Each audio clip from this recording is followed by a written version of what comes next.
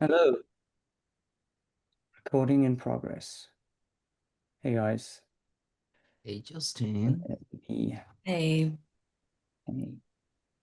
So while we Hello. wait, slowly people will arrive. And while we wait to fill the room, I think we should probably make some creative using AI. So I'll also share my screen. For those of you who are just arriving, you're in the right place if you are looking for AI for modern marketers. We are gonna start the official presentation in a few minutes. But before we get there, I thought we could start off by playing with AI. And for those of you in the audience, if you want to drop me in the Q&A some banners, we can just make some banners with the little tool that we made earlier. Um, I have actually already prepared a few banners. Can you guys share my screen? Just so I mean, see my screen? Yeah, there we go. Yeah, we can see all right. I will move my screen panel out of the way so that it's not completely obscured. But here's a couple that I made earlier. I figured just looking at the attendance, we can see what we made. And the first person who drops one in the QA will get a free banner. We got a TikTok one over here. Okay, that's not the best banner I've ever seen. Very minimal, let's say. And then we've got another one over here, a lifestyle banner. If we extend the prompt a little bit, maybe we'll get a better result. Heineken. Okay. I mean, this is just using a little flow that we isolated specifically for this talk. I'm not getting anything from the Q&A. QA. Do one of the panelists want to make a banner? No? Yeah, Let's that's do it. one for Yeah. ChatGPT. Let's do All one right. for, Yeah, for let's make a banner ChatGPT for from chat. OpenAI. Let's do a bit of Okay, cool. inception. I don't know if you're using OpenAI behind the scenes, but that would be Yeah, we are, yeah. Chat GPT, let's see how that goes. Um, so while that runs, we can have a look at the next little one that we've got over here. I then thought I'd extend the prompt a little bit and say, make something for a specific deal. Is for co-op. That's probably quite small. I mean, banners tend to be small, have been referred to as tiny billboards in the past by people who are in the know. Also, bumper stickers are another form of really fun banner. Here's one for Wise. And in a minute we should get our chat GPT. Oh, we've got some from the audience. Hey, free banner. I'm not sure that that's that is a thing. We've got one for Ibiza songs. Let's make a banner for Ibiza songs. We might have to come back to this in the interest of time. Make a banner. I mean, obviously, if you improve the prompt, you're going to get a better result, right? But in the interest of time, we'll just say make a banner for. you're, you're I spelling bet. Etha Am I wrong. spelling that wrong? Yeah, I am. Great. It's a good start. It's all right. It's We've got the way time. We around. can get critical mass in. There we go. Ibiza, Ibiza songs. Cool. Um, we can come back to this in just about a second. What are we looking at? 83. We had some bets earlier to say exactly how many people would join. This seems like a good time for us to just um, do a brief introduction to our four panelists. Well, first of all, everyone's talking about AI. Let's talk about using it. We're here to talk specifically about using it as in how it relates to marketing. In the room, we have got myself, Justin. I'm not the one who's going to be speaking that much, certainly after the welcome. I'm going to try and be as quiet as possible. I'm from Kayzen and I look after our creative solutions. Kayzen is a DSP democratizing mobile programmatic with performance, transparency, and control at the heart of our products. Um, I've been using generative AI tools since their inception, mostly on the creative front. In the whole process from strategy, ideation, all the way through to production and analysis. But I'm thrilled to be here with the four panelists. In the room, it's worth noting that we have around 65 years of industry experience across the board. First of all, you know what I'm going to do? I'm going to stop sharing the screen so that everyone can see everyone a bit bigger. That's probably better for the intros. First of all, we have Thomas. I'm not going to say your surname, Thomas. Thomas is my Shakachuri. colleague from Shakachuri. Yacachury. Shakachuri. Yeah. Okay, Yeah, I'll take it forward. Tomas here. Welcome everyone. We're ecstatic to have you. I'm global partnerships and supply lead at Kayzen. So co-worker with Justin here. During my role, I manage supply partnerships at Kaizen mainly, so our relationship with ad exchanges. And I also do a little bit on the marketing front alongside Lisa, our head of marketing, when it comes to content, webinars such as this one. And the main reason why I'm here and speaking about AI is because I've been involved with AI heavily over the last year, working with Kai, which is our the industry first programmatic inventory AI agent. So yeah, happy to share more about that experience and what we learned on that. Cool. Welcome, Thomas. We're also here joined by Ionut. I'm also not going to say your surname, Ionut. I'm sorry. Who's a seasoned leader and entrepreneur in the intersection of advertising and technology.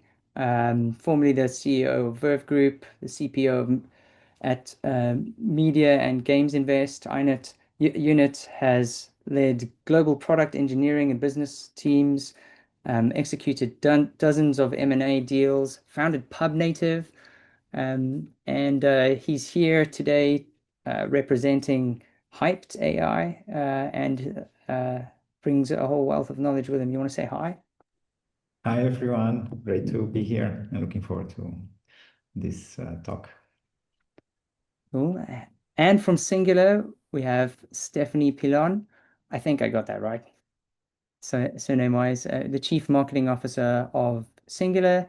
Stephanie brings with her 15 years of global experience across MarTech, mobile ad tech, and digital transformation. At Adjust, she helped scale the customer base by 50 times during her 7-year tenure, which is really impressive. And more recently, she drove $600 million in revenue at Adico Group as the Global VP of Digital Marketing, and today she's steering Singular's marketing strategy during a period of hypergrowth and expansion.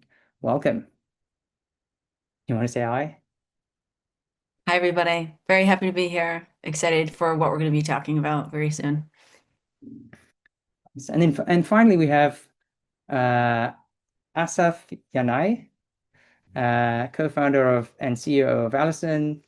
Asaf is a visionary entrepreneur with 15 years of experience building and scaling companies. Alison.ai, I'm sure lots of you have heard of it, is his third successful venture. It combines deep expertise in growth and media buying and marketing optimization with a mission to make AI the engine of smarter creative insights and data-driven storytelling. Data-driven storytelling is something really very, very close to my heart. Welcome, Asaf. Thank you very much, guys. Happy to be here. And Justin, with that intro, I'll consider adding you to my sales team, man. That was a good intro. Thank you. Yeah, well, hey, speaking about like AI and creative, I think I should share my screen again, and then we can have a look and see what banners we managed to make there before we launch into the actual meaningful portion of the content today. So here we go. We got a banner for ChatGPT. There we go. I suppose that's text could be a little bit more legible, but I'd say that's a banner for ChatGPT. It's a shame 5 minutes ago, it took 2 minutes to make that. And then we've got a banner for Ibiza songs. I don't know much about the brand, so I have no idea if it's raw, if this is correct. I'd love to know if the person who requested this could tell us whether it got the branding right. Well, I can't see an error over here, so that, if one of my designers made something where the text was touching the CTA, we would certainly ask them to redo it. But let's get back into the meaningful content of the presentation today. So yeah, AI for modern marketers. Welcome, guys. It's really, really lovely to have you all here.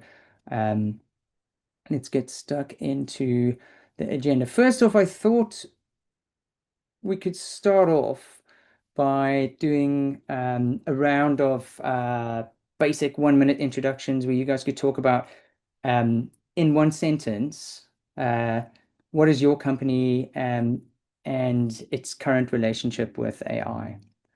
You know what? I'll stop sharing for this part. Then everyone can see your faces. Why don't we go, Thomas first? Yeah, sure. So as Justin mentioned, Kayzen is a mobile DSP focused on democratizing programmatic advertising. I mean, it's been part of our vision since its inception 6 years ago. And the reason why we're here and the reason why we're talking about AI is because for us, AI can act as a turbocharger for making that vision a reality, right? So from programmatic supply analytics to building creatives like Justin just did, and actually enhancing our customer support. AI is slowly but surely becoming an integral part of the Kaizen customer journey. You're mute, Justin. Yeah, I just realized that.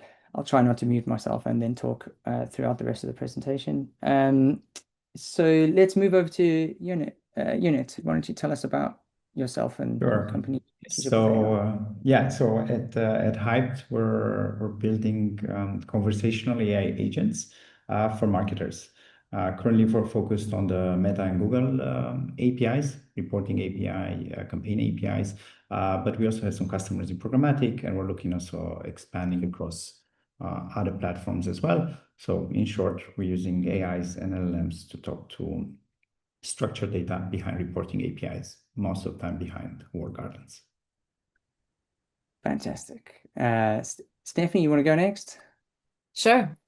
At Singular, we help marketers unify all of their data so that they can understand the true ROI that they're bringing to their app or to their sites.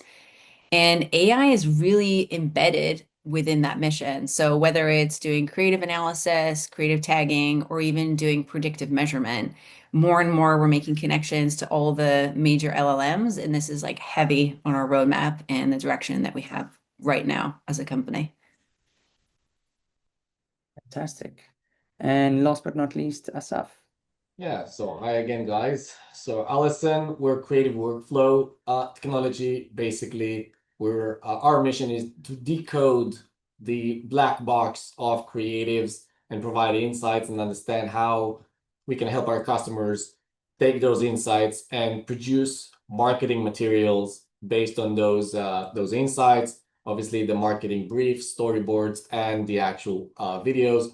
So by this, we're capturing 100% of the creative workflow.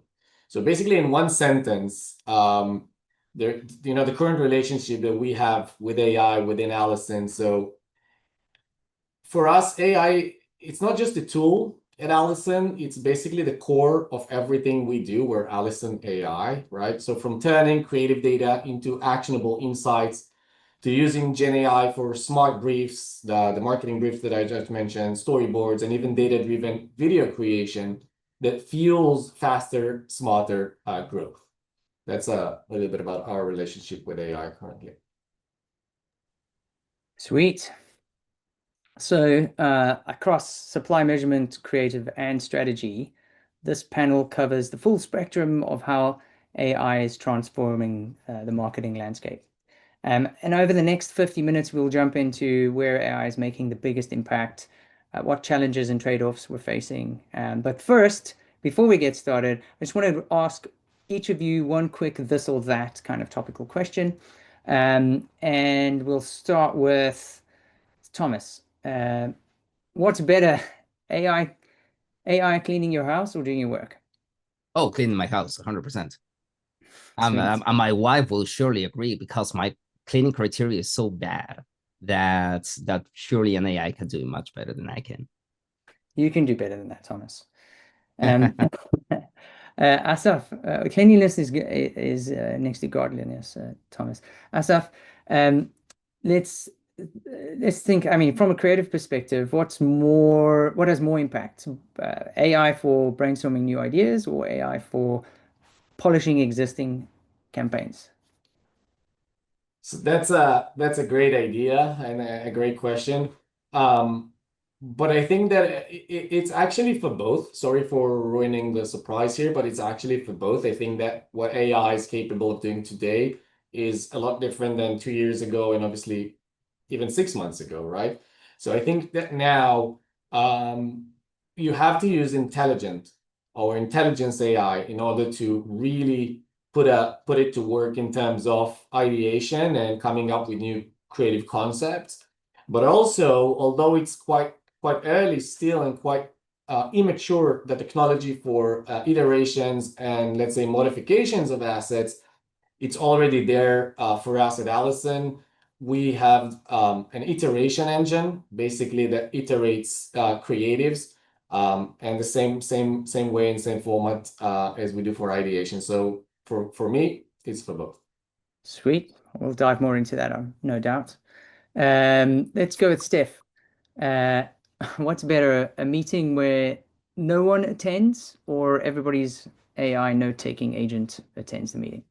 I think that's really weird if it's just a bunch of AI people talking together. I think you'd have to tell them what to talk about. It kind of reminds me of what we've all done, I'm sure, where we can't attend a meeting and we're like, can you record the meeting? Who's watching back all those meetings? That's what I want to know. I really want to know who's watching back all those meetings. Now that we have like Gemini taking notes, that's great at the end of the meeting because then you have like this consolidated view. But I don't think we could just send a bunch of agents yet to have a meeting on our behalf unless we sort of inject our persona in there and our wants and needs. But I'd say no. I'd rather not have them. Imagine the sheer volume of digital video pollution that never is ever going to be watched again. That's just Oh, for stored. sure. We're actually trying to bet before the meeting started how many note takers would join this webinar. We'll I tell did- you that up afterwards. By the way, we have 127 joiners at the moment. So actually, And Ionut, are you all you real? win in Ah, our IRL. So and that brings me to you. What's the future for interacting with let's say LLMs? Is it going to be more of a glasses kind of world or more voiceover? so I also have VRs and glasses, but I think it's going to be voice. And the reason I think it's going to be voice is because this is how we communicate. Even right now between ourselves in this panel, we use voice. Of course, we have facial cues and so on. And I think visual cortex is the highest bandwidth we have. But still, I feel voice is the most natural. And when you go on a walk with ChatGPT and you talk about your meeting, what Stephanie mentioned, it's like, hey, what are my follow-ups? What should I think about? I walk, I come back. Okay, these are the outcomes. Feels much more natural, at least currently. All right. So let's jump into the content, the main kind of question, the reason why we're all here. The first question is for you. We'll start with you, Stephanie. So let's talk about actual day-to-day impact. Where have you seen AI make the biggest difference in your workflow and your team operations? I love this question, especially as I'm sitting here in the marketing seat as a CMO, and we are, I think, very equipped as marketers to be the ones leaning in to AI big time. So I see it from a team point of view on how quickly we can do things. In our team specifically, we have built, I believe, like 8 different agents at the moment, and that's just us playing around, thinking of what we should be building. I actually gave the team this sort of like Excel sheet where they've listed in all of the different tasks that we do as a team, each individual, how much time it takes, what systems we're using, and then we sort of decided collectively what we needed to build in order to save time.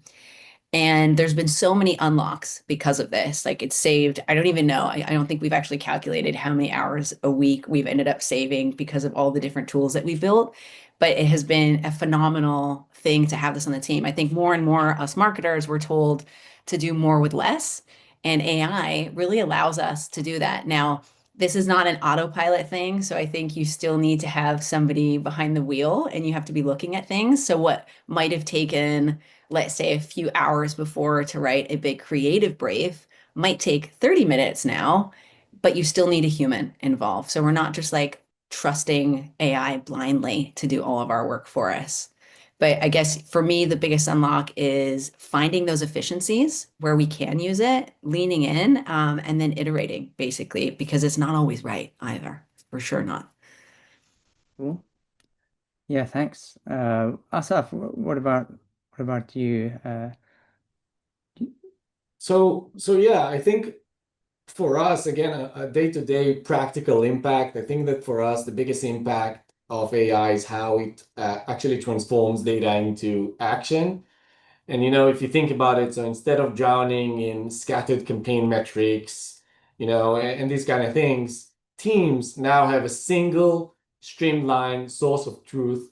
That clarity fuels collaboration, right? Collaboration across different teams. So now creative, media, data teams, they can align faster, speak the same language, and make decisions that are backed by evidence, and not just guesswork. And I think that the result is not just the time saved. Yes, it is, but not just time saved, but smarter execution. If you think about it, think about briefs that write themselves, right? Think about storyboards that reflect real audience insights. And think about creative iterations that are driven by live performance data.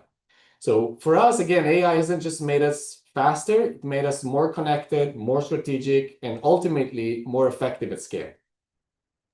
Sounds like both of you have said that it enables you to do more with more. Ionut, what about your workflow and operations? How's it had an impact there? So yeah, actually, let's say with my CPO hat, or anyway, most of this I'm more of working on the product side. But last 10 years, I was working mostly on the product side. So I haven't been working on development or programming, although I did manage those teams. I was not hands-on keys. And actually recently, and let's say maybe a year ago, I got back into coding and programming with agents, well, with Cursor, Windsurf, even a bit of Cloud Code. And actually, I made one of the prototype versions of our agent, which even I was surprised that I could make it. And then another colleague of mine could take it and do more, and we could even deploy it. It's not our production version, so just to make clear, but the fact that I could get back into it and get stuff live and demo to customers, and get results, that was quite impressive to me. So that's on the dev side. I would say if you ask our CTO, I don't even know how much code he writes manually, not that much. So talking about the team, also our PRDs are, I would say, 100% reviewed by LLMs. Either we use specific tools or we have specific workflows into Cursor, into, what's the name of the other one? Claude. It's just into Claude. What else? I've also, in terms of personal productivity, using certain MCPs like from Linear or Slack or even a WhatsApp one running locally, where you can get data summarized already without you going through, I don't know, hundreds of messages and things like this. And lastly, I think goes a bit into Stephanie's point about meetings. I just use the summaries. I agree. Nobody looks at the transcripts and the videos. I think that's but the summaries are useful. I do take notes usually manually, so then I compare, okay, my 3 action points versus the LM. Okay, good. Then I can take them and continue. So actually, I think all of our customer interviews now are being transcribed and summarized. So I would say, in short, it basically impacts every type of work I've done. With that said, there have been some caveats. I've tried some executive assistants for planning and so on, and they were not that good. And even in the past, I tried some image generators. I mean, now, okay, Nano Banana and the ChatGPT ones are decent, but we saw they also still overlap some of the points. So I would say trying every couple of months, even if it failed in the past, is probably good practice. Sweet. A quick question, you guys. Some of you have spoken about agents. what tools you use for agents? Are you talking about custom agents that you've built, or are you talking about third-party tools? Is it flows using N8N? What's All the of it. Steph? So I'd say all of answer. it. So, I mean, we're building custom agents, and Yeah. then based on the prompt that you have and the context you're feeding it, they can kind of live in any LLM. I mean, I personally like ChatGPT, so that's the one that I'm using predominantly, but you can choose any. You just have to have a really good prompt and good context. But now, even with ChatGPT, it helps you write the prompt. So this, like, I started before it had these tools to write the prompt. And I have to say, the most recent, in my opinion, amazing unlock with all of it is that you can call your agent within a chat. So I can say, like, at remix or remix this thing. I have a remix agent that remix content for me, for example, or I can say, like, at brand voice, check the brand voice on this remix piece of content. So it's really, really great that they can all be connected in one place, specifically in ChatGPT, but we also use N8N as well. And then you're building different workflows and then calling in potentially some of those agents within that workflow. And then you can have an output somewhere else. But I wanted to also say that I really like what Ionut was saying about keep testing, because I spent a lot of time on Replit, for example, and just was like a huge fail. And I canceled and was like, nah, it's a fail. But maybe I should go back because I should give it another chance. But for me, it was a fail. And I have a lot of fails. I think it's a lot of trial and error as we are in this strange new world of dabbling in AI. Sweet. Replit was a fail for me as well at the beginning, Stephanie. I think if you try it now, it will mostly work. What I've seen is that if you want to do an MVP, so start 0 to 1 and generate a page that works, now it works. In the past, I agree, it didn't work. What I haven't managed to do it properly yet is take something existing and make the changes I want, maybe a small database migration or a small one, and then that still doesn't work. So keep that in mind. Yeah. Yeah, there's certainly a balance between waiting for the tools to advance and banging your head against the wall trying to solve problems that the tools can't do. Asaf, Yeah, so let's just do, I'll yeah. start by saying that it's so hard. It's so hard to predict where technology is going to go, and what's going to be the next big unlock. And I can give you an example even on myself. 2 years ago, I was participating in a podcast, in a webinar, and the moderator asked, "What is the biggest misconception in AI, in my opinion?" And I said AI agents. And obviously, I was wrong. I was wrong, but not just I was wrong. It's again so hard to predict what's gonna make things work and what's gonna move the needle. And like Ionut said, I think we just need to keep on trying, and this thing is just evolving so quick. But again, speaking about AI agents in a different perspective for a second, I think that for marketing, the future of marketing is autonomous AI agents. I think that we all agree right now that that's kind of at least the near future of marketing. But here comes the tough question that I'm sure we're all, experiencing the same challenges with, is in a world where we have an orchestra of a lot of different AI agents, how do we manage this orchestra, right? We need an orchestrator or like an intelligent layer or something that works along and conducts and guides this entire orchestra of AI agents. And in fact, maybe I'm wrong again, but my guess is that this is the biggest next unlock for AI agents, like a control panel or a layer above that controls an orchestra of different AI agents that work in unison, kind of like Stephanie mentioned, but in a more controlled manner. Okay, I've got a question for you. So jumping back into creative, right? If creative is a very important aspect of marketing, right? Certainly I obviously think that. Um, what are some of what's one of the most important levers you can pull in marketing? And what part of the creative process specifically is the most impacted by AI? Stephanie, do you want to answer that? And then I know that Asaf will have a lot to say about this as well. So what's the most important part of the creative process or the biggest challenge or? Yeah, if creative is one of the most important levers in marketing, For sure, what yeah. part of creative process is most impacted by AI? Okay. I mean, I think Asaf has also touched on this, like just the sheer volume of data.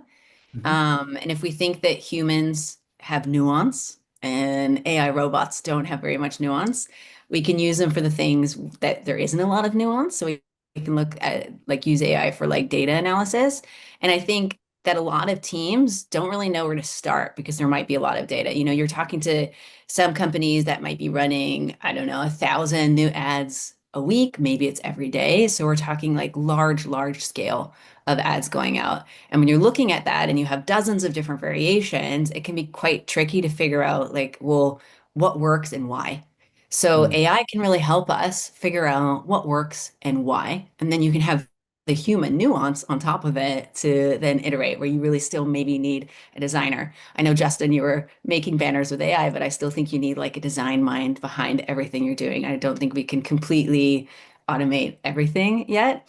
So from that end, from an AI point of view, you know, if we're using AI to tag things, so we have a product, for example, called Creative IQ that is tagging all of the AI or start using AI to tag all of the creatives so that you can then start like grouping these together and figuring out why something is the way it is.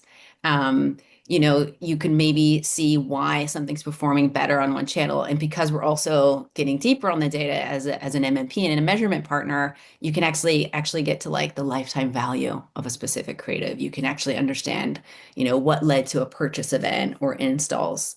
And all of that then can be fed back to the actual designer. And you can say, like, hey, this bold color or this image worked really well. Let's create more variations of that and then go back to that iteration loop. So AI can help us there a lot on understanding basically what works and just looking through these reams and reams of data and grouping these things together for us.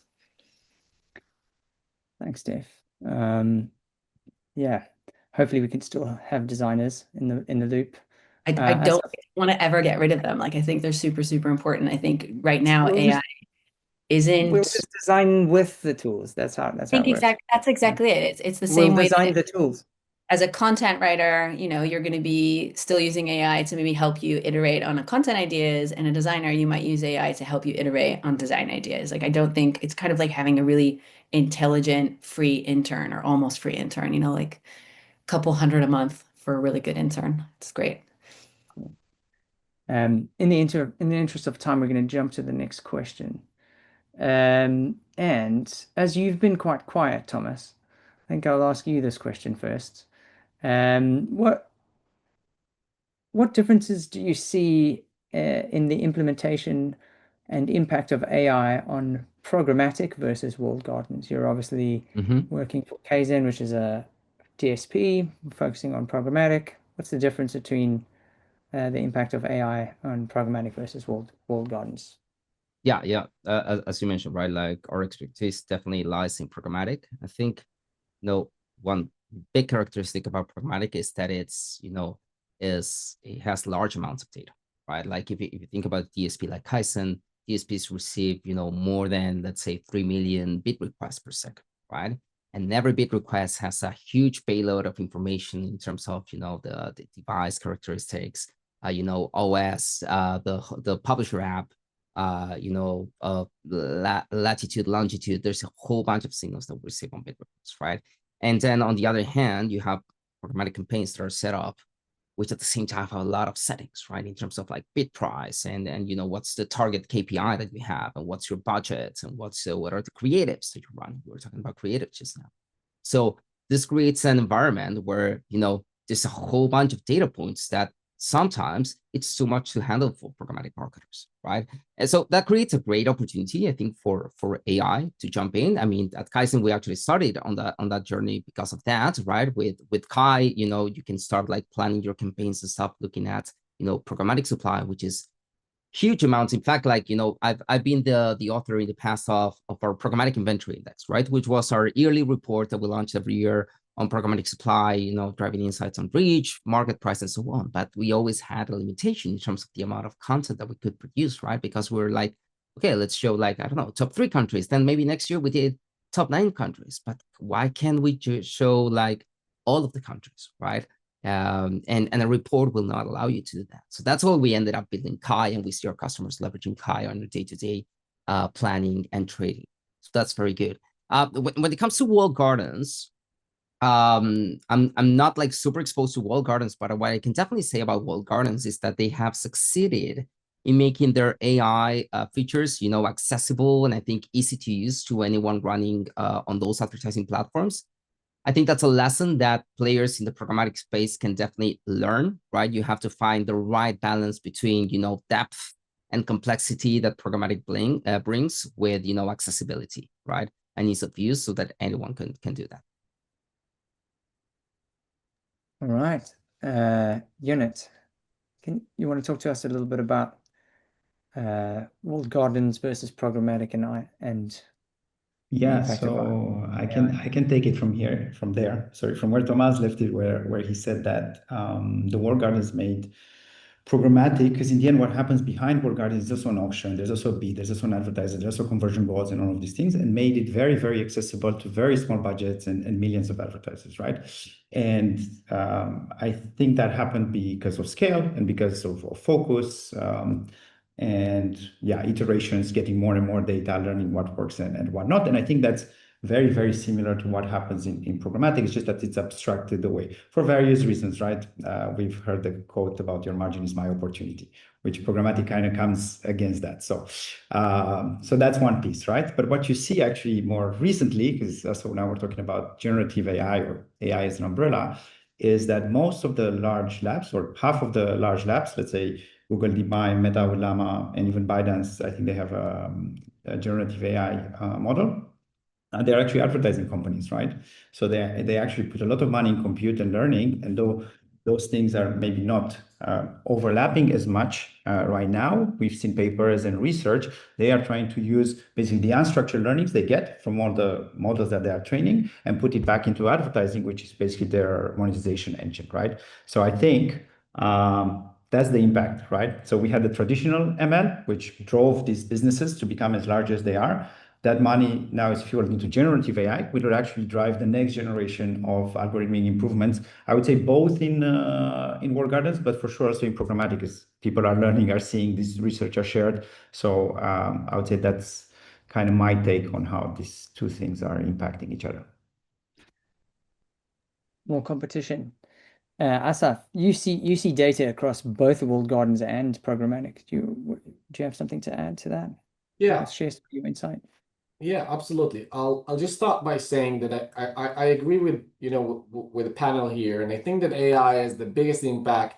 Actually, when it comes to creatives or media in general, I think that the biggest impact is at the foundation of the creative process, the data. So without AI, it will be impossible to process and translate, massive volumes of performance data into clear creative directions. The data backbone basically fuels everything, right? So from here, if we talk about the programmatic versus walled gardens, the key differences actually lies in the scale and transparency of the data, in my opinion. So in programmatic, AI thrives, on broad data sets and open access, allowing marketers to basically optimize creatives at scale across countless placements, targeting strategies, audience segments, and so on. In walled gardens, the environment is a lot more controlled. The data is richer, but siloed. So there, the AI role is more to focus on working within those boundaries to extract the most value that is possible while aligning with the platform-specific creative formats, targeting rules, etc.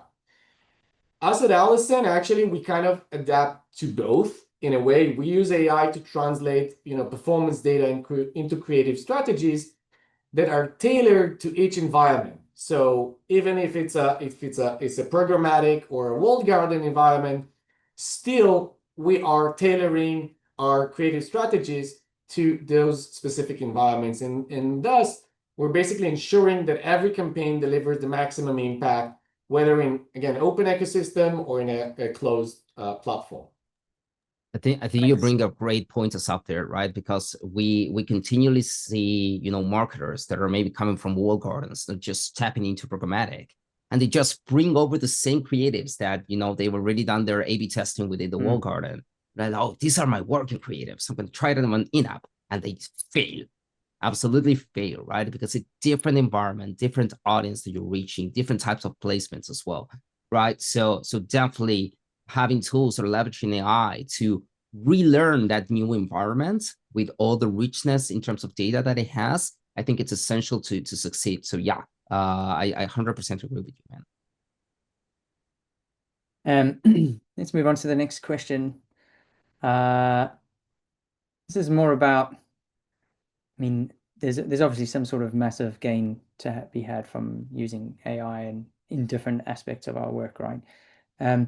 What sort of trade-offs are you seeing between performance, speed, and accessibility? Asaf, do you want to go? You want to go first? Yeah, sure. So I think that also, in the past, you basically had to pick two, right? It's either you move fast and make your insights widely accessible, or you squeeze down the maximum performance, right? So it's kind of a trade-off, like you mentioned. But I think again that with AI, that trade-off is shrinking, and it will continue shrinking, right? And I could give you an example, right? At Alison.ai, performance for us, it's no longer a sacrifice for speed, because our models basically process millions of creative data points in seconds or milliseconds even. So basically teams get insights faster and in the format that they can all use, right? Everyone can use the same insights. And also it takes them from, analysis or raw analysis to a ready-made creative. So in my opinion, the real challenge now isn't the tech, to be completely honest. It's basically ensuring accessibility and making sure that the insights are intuitive enough to empower, every team member, not just data experts, not just BI experts and AI experts, but everyone. And when speed, performance, and accessibility align, you basically crack the true creative intelligence at scale. And again, complete honesty, but that's our main mission here at Alison. Cool. I think we lost Stephanie, but she should be, Yeah. hopefully she'll join in a sec. Thomas, do you have something to add to that? Yeah, sure. So I agree 100% with what Asaf was saying right now, right? Because when you think about it, it's the old like 40-70 rule, right? Like when you want to make a decision, you should make it when you have between 40 to 70% of the information available, right? Anything less than 40% is gambling. Probably above 70%, you're already too late. But now I think AI is kind of changing the upper bound there, right?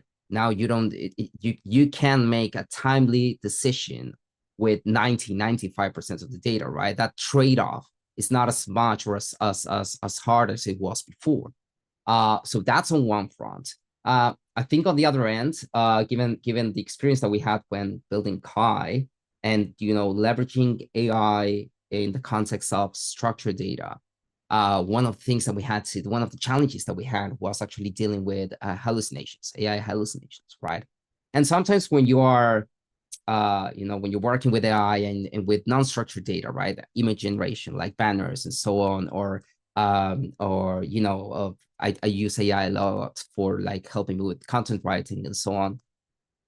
You can afford certain hallucinations, right?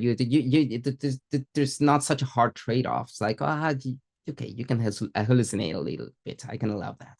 But when it comes to structured data and you think about like campaign data or actual numbers, right? Dude, the AI, you cannot hallucinate, man. You cannot give away like bad data because people are making like decisions based on this.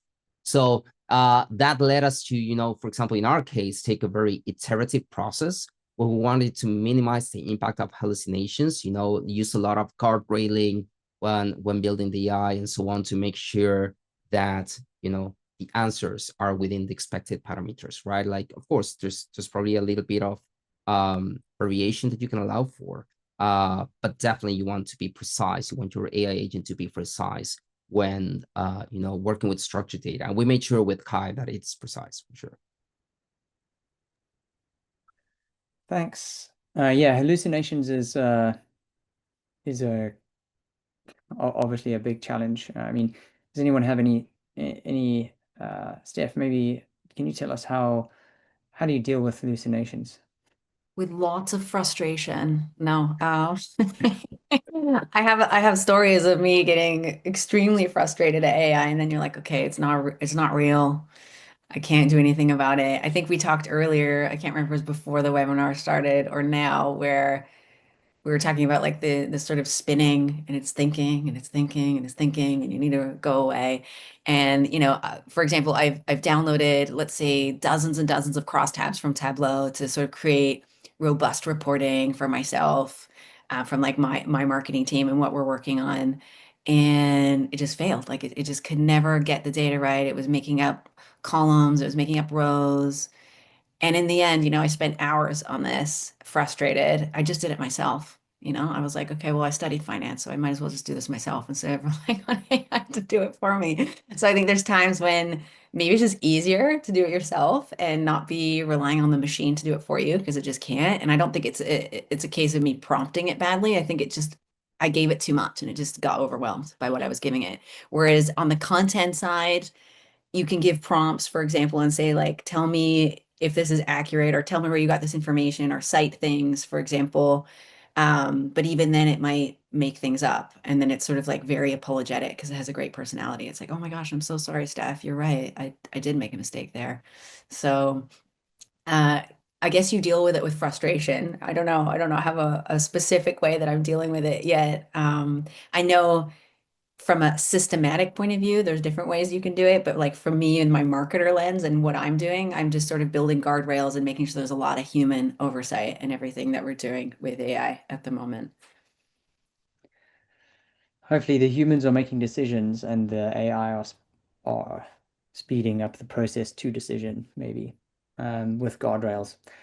On that note, speaking about humans doing things, let's have a poll. It's poll time. So you guys as in the audience, and I don't know if the panelists I can't answer this. No, I cannot. We put a poll which we thought would be fairly interesting, and that is where's AI actually been more useful, in your personal life or in your work life? I can talk about how AI has been useful in work life, I mean, as well, but in my personal life too. I mean, I pretty much use it for everything, even instead of using Strava's running program, I just have a ChatGPT that I communicate with and share my prompts, and share my runs, and then it optimizes it. I think that actually probably use it in both. Well, we'll see what the audience has to say. Maybe Justin, if I'll just add one comment on the hallucination thing before. Again, I agree with the panel here, but I think that we need to draw the line between an AI hallucination and inadequate level of technology, right? It's not the same thing. Like typically, hallucinations occur when the AI doesn't know something, or it has no data, and it basically, makes up stuff, right? When you see other types of inadequates or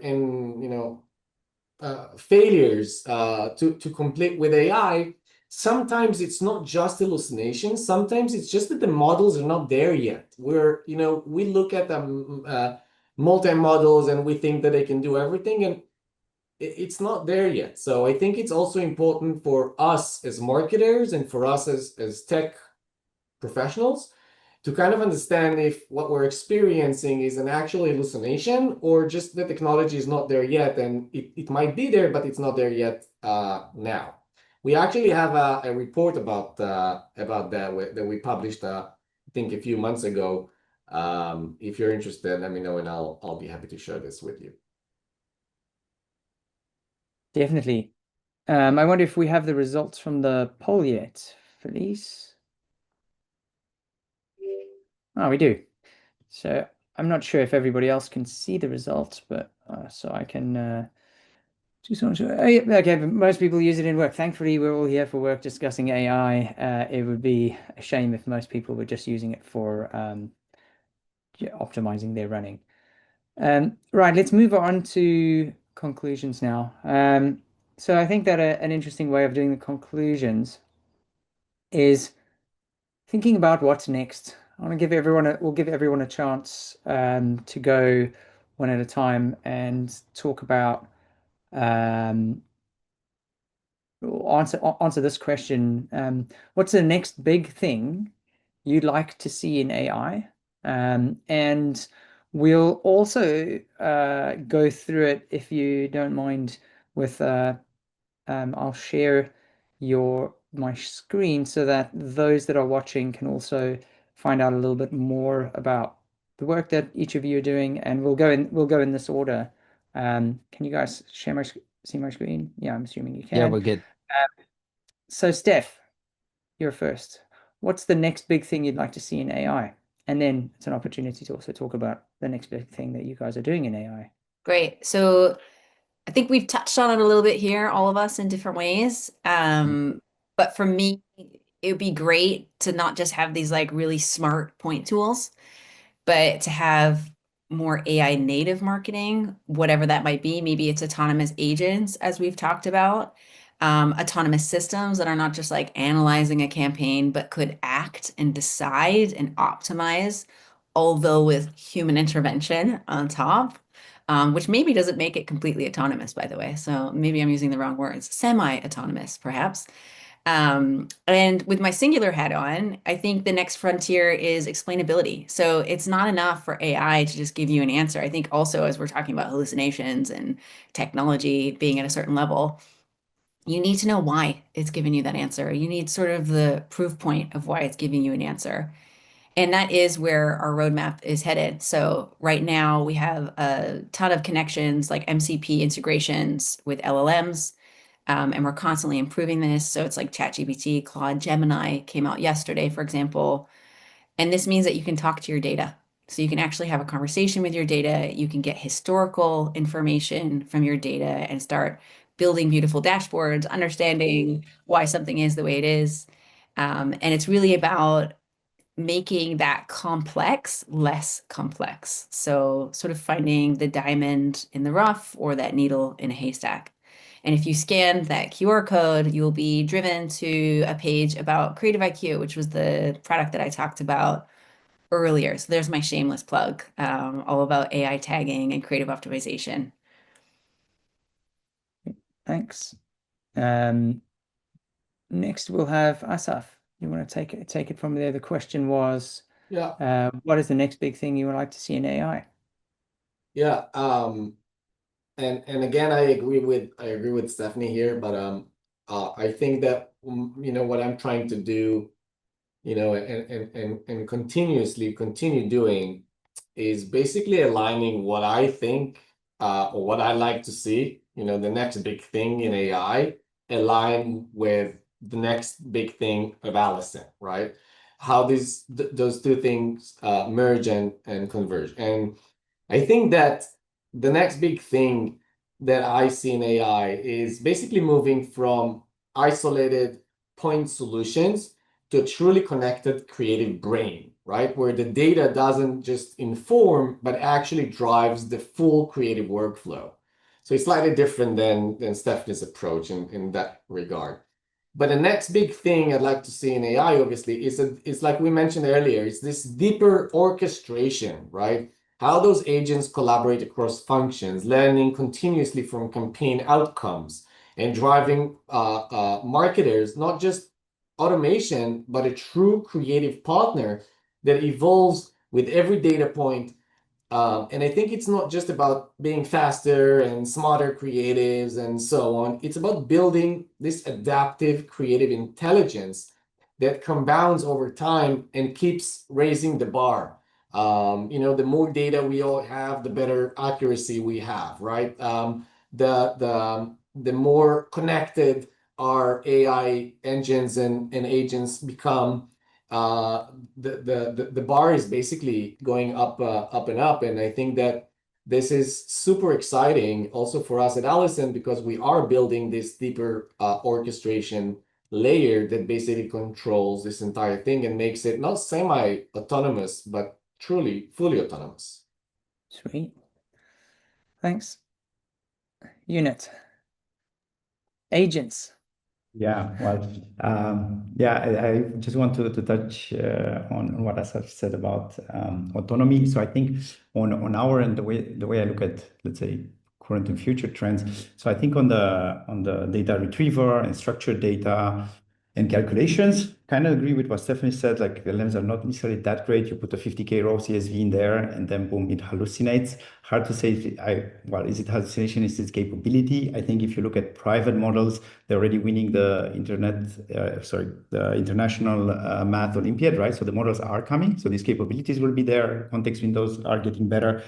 The other part, just to touch on the capabilities, would be maybe we shouldn't put all that data into an LLM, but to like Claude, give it a tool like an Excel that it can control via APIs and then manipulate the data, right? So maybe there are ways to, how do you say, to put a harness on the LLM until it becomes good enough to work with quantitative data. But for now, let's say we can make it work. What I feel it's missing is actually the qualitative data, right? So I think Stephanie said, oh, you have an intern, a free intern. But what if we had an expert or a senior, right? And how do we get that? Well, as far as I can tell, not from the LLM training data. So actually the users that use the product, push the data back, you take decisions, and that's a step towards giving agents agency, how I call it, where they can actually take autonomous decisions. Because right now I would not necessarily trust them, and I don't see a near future. And I'm also not sure the data is on the internet that you can train them. And okay, I want to be a PPC analyst specialized in local fitness studio in, I don't know, Prenzlauer Berg in Berlin, right? Like something very, very niche, very, very specific. Yes, you could get generic answers, but that's not the answers you want. You want an answer specific to your customer, to their problem, their context, and so on. And I think that will be actually worked by people in this room or companies like I said, this room, rather than just the labs. So that's basically my first point. The second point, at least what we're focusing on at Hype, is also covering more part of the funnel, kind of like Asaf mentioned. So outside of just reporting and planning and strategy, but maybe optimization and other insights. Basically covering as much as we can down the funnel. Now, with that said, doesn't mean we will cover everything ourselves. We will collaborate agent to agent. To maybe the other point about orchestration, which was a topic here, is something coming maybe next year, where we're going to have this kind of interoperability, and I'd say a big proponent of that as well. And third and last, which will come probably even later than that, more ads into LLMs and chatbots. I think the ad experience there will be quite different, probably more relevant, probably less ads, probably more context. And from what we're seeing in terms of trends, it's already probably going to come in ChatGPT sooner rather than later. Perplexity is already there. And I mean, Google with their AI responses, AI mod, arguably it's also already there. Thanks. Thomas, last, do you want me to repeat the question? So No, what's the next big thing? Yeah, go ahead. Yeah, the next. So I'm gonna. Yeah, I think I'm gonna follow up in the same line as Ionut, Asaf, and Stephanie, which is like slowly moving into autonomy. I think it's very interesting. Of course, to me, it would be interesting to see that in the context of programmatic, which is where the waters that I swim. I think, you know what, and I would love to see Kayzen kind of at the forefront of that. I think we already started on that journey in the sense of, with Kai, you guys can actually check out Kai if you scan the QR code there. It's totally free. With Kai, we really started with planning when it comes to, analyzing programmatic supply and, helping you set up your targeting parameters and so on for your campaign.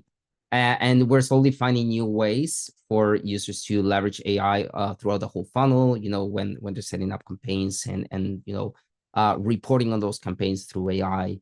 And eventually we want to move to a point where maybe not fully autonomous, but be able to make decisions on your campaigns with AI, right? Like, or either give instructions. Now there, I would go back to the point of hallucinations again, where you want to be like extra careful because you don't want your AI to all of a sudden hallucinate and set up a a target CPA that it's twice what you actually wanted. So you need to be extra careful when AIs are starting to make decisions. But I think it's a very, very interesting, very exciting challenge to embrace, something that we definitely want to do at Kayzen. And yeah, hopefully we'll have more news on that in the near future. It's clear that we're all living in a very exciting time. Obviously, this Agreed. is, I mean, this is the biggest thing that's happened. The advent of all of this stuff is the biggest thing that's happened since the internet. Maybe even bigger, who knows? It's great to talk about it with you guys. Thank you all very much for joining. I'm not going to do too big a wrap up. I think it'll be a good idea to jump straight into some Q&A questions from the audience. And we have a couple. If everyone's okay to stay, maybe I know that we're at 2 minutes until the end. Is everybody okay to stay for 1 or 2 minutes? That's fine if you aren't. Yeah, let's answer some questions. Let's do it. Okay, cool. Let's do it. We'll start with something fun. What are people still better at than AI? Who wants to take that? I can start. Steph. Then Stephanie, go ahead. Go ahead, Stephanie. I'm gonna have something short because I think I said it already. It's the nuance, right? AI doesn't have nuance. It doesn't. No. AI doesn't have your lived experience, and I think it can look at a lot of data. It can crunch things that way, but it doesn't have your eyeballs. It doesn't have your brain. It doesn't have any of your context. So we will always be the one leading it. I mean, I hope. Maybe don't read like AI 2027, that paper, because it leads us into a really dark path. I hope that we're the ones still leading AI with our nuance and our context. The wisdom of man. Yeah, I think it's usually usually presented as a dichotomy, right? And it's not necessarily a dichotomy. I mean, AI is really an enhancer for the human element. So yeah, I think we need to stop thinking about like, oh, AI is taking over our jobs. So really, what can we do to really embrace AI and be better at it? So yeah. So to me, usually I like to play music, for example, and one of the ways that I think about it is like the acoustic guitar, right? When the electric guitar came in, yeah, the electric guitar was great, right? Because it allowed you to reach a broader audience, right? You can strum the guitar and the whole stadium can hear you, right? And it significantly enhances your reach. But people still play acoustic guitars, right? The natural sound of the guitar acoustic is guitar moving to a synthesizer, like an automated synthesizer, like a drum machine. maybe, yeah. Let's jump to the next question though. I want to try and get through as many questions as we can. How can AI help marketers predict which ad creatives will work best for different audiences, especially in online banking and e-commerce? And is this prediction based on past campaign data and creative elements? I mean, I feel like Asaf, this is a good question for you. Absolutely. I feel like this question was written specifically for us at Alison.ai because this is precisely what we're doing. We can basically help our customers within the banking and financial industry as well understand for each creative what is the right context. Right? You already produced the creative, you already generated it. Now, where should you run it? What should you expect in terms of performance? And yes, we're not just digesting the historical campaign data. We're also digesting creative data, feature level data, and tag level data together with our proprietary AI agent that provides predictability. And also explainability towards why Alison suggests that this creative should run on TikTok and this and that placements and so on and so forth, as an example. So if you're really interested, drop me a note, and I'd love to show you how we're currently doing it. And I've got a question here for Ionut. Really love the approach Ionut mentioned about not being intern but an expert AI. What we need to focus on on our input. Sorry, everything's really small here. In my case, I recently rely on AI for magic storytelling, reaching stakeholders, both internal and external, in new ways with VO3 and VIDs. Do you also see AI as a bridge or a translator between many potential actors with different skills, knowledge that can be covered by multiple different dimensions? Yeah, I think I can do question. a simple answer to that. So I think with AI is basically a generic tool that allows us to express ourselves in different ways. I hope that's the right answer to the question. But for example, Stephanie mentioned Replit, right? Maybe she was not a web developer and maybe it didn't work then, but now it works. I mean, everyone can go to Lovable and create a website, right? Before it was not easy to do. Now with VO3 or video models, as long as you have some ideas of what you want to see in the world. For example, I wanted to create a game. It didn't work that well, but I have an idea and I'll try the models again and again, and I will express myself and maybe I'll show a game at some point.